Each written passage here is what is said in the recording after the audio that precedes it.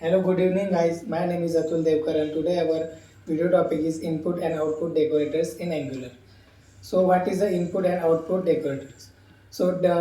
Before going to input and output decorators, we must know what is a decorator. So, a decorator is a simply function that modifies the definition of a class property inside a class.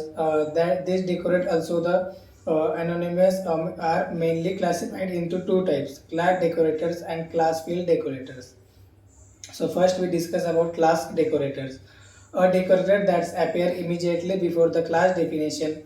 For instance, there are component decorator which is mentioned right below the class, and definition has method that help Angular to know the how to those classes or properties should work. So next is the class plate decorator. A class plate decorator is appear immediately before the field in the class definition. For instance, is a output decorator and input decorator.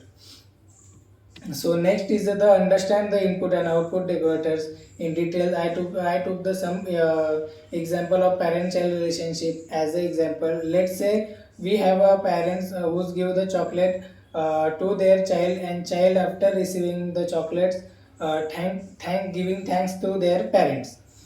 From the parent to child communication use input decorator setting the count to the first when we user clicks on the send chocolates button on the UI, and the chocolates count increase.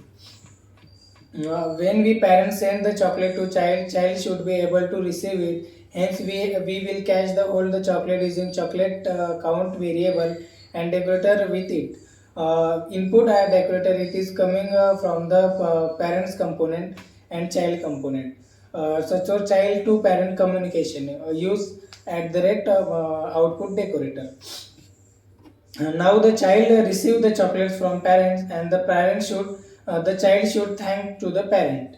So using the output decorator a little tricky, but it easy when we understand right. So let's decorate the thanks variable with the output decorator.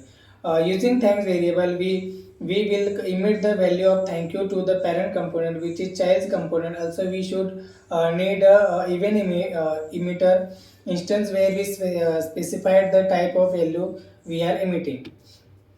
Now the listen to the event of the parent component to the event parameter. We will you thank you for the text came from the child component. This is you saw the parent and child parent component communication using the input and output decorators in Angular. Hope you are enjoying this video. Thank you so much.